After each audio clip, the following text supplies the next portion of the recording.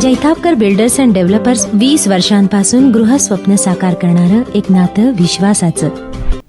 मुंबईमध्ये असलेल्या कोकणातील चाकरमान्यांबद्दल आम्हालाही आपुलकी आहे, मात्र त्यांनी कोकणात न येता मुंबईतच थांबावं असं भावनिक आवाहन कुडाळ सुधार समितीचे अध्यक्ष प्रसाद शिरसाट यांनी केलं आहे।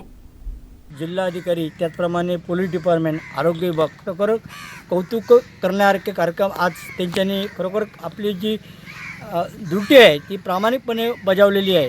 त्याचप्रमाणे आज जिल्ह्यामध्ये अनेक ठिकाणी आपल्या जिल्ह्यातून खेडेपाड्यातून काही लोक मुंबईला शिक्षणानिमित्त म्हणा किंवा कामधंद्यानिमित्त म्हणा हे आपल्यातले नातलग मुंबईला आज राहत आहेत।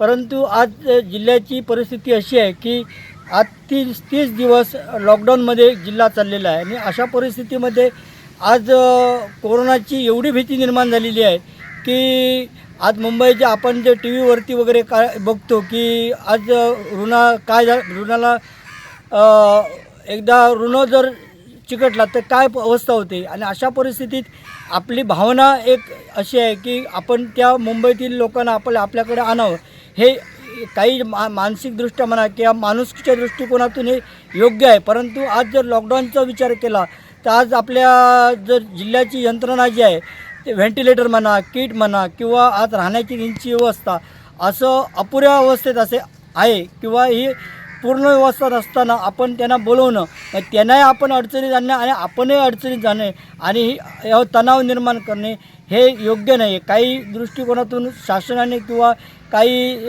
जे गावातील आपल्या जिल्ह्यातील काही जे सामाजिक क्षेत्रात वावरणारे असतील, राजकारणी वावरणारे असतील, काही लोक सांगतात की त्यांना आपण जिल्ह्यामध्ये आणूया, त्यांच्या भावनेला कदर करतो। परंतु आज अशी परिस्थिती आहे की जवळजवळ 1 महिना लोकांनी आपला व्यवसाय म्हणा, नोकरी म्हणा किंवा आज पोलीस यंत्रणा, आरोग्य यंत्रणा खरोखरच जे काही तन मन लावून जे काही जिल्ह्याच्या पलीकडे कोरोना नेण्याची जी काही आज त्यांनी जी शिकस्त केली आहे त्याला सॅल्यूट करण्यासारखं आहे। काही लोकांचं म्हणणं असं आहे की जे मुंबईतील काही आपले रहिवासी आहेत त्यांना आपल्या जिल्ह्यामध्ये आणावं, परंतु आमची अशी हे आहे की आज जिल्ह्यामध्ये किट नाही उपलब्ध, किटची संख्या कमी आहे, त्याच्यानंतर व्हेंटिलेटरची संख्या कमी आहे, त्यानंतर जे आज त्यांना उतरण्यासाठी जे काही आज जे जागा आहेत ते पण आज जिल्ह्यामध्ये उपलब्ध नाही आहेत। आणि अशा परिस्थितीत जर त्यांना आणलं तर त्यांनाही गोत्यात आपण टाकणार आणि आम्ही गोत्यात येणार, जे स्थायिक लोक आहेत ते गोत्यात येणार। त्या आमची अशी आहे की ते जे मुंबईला आहेत ते मुंबईलाच राहू दे आणि जे आम्ही आहोत ते आम्ही इथे सुखी राहू आणि त्यांनाही एक आम्ही सुखाचा आधार देऊ।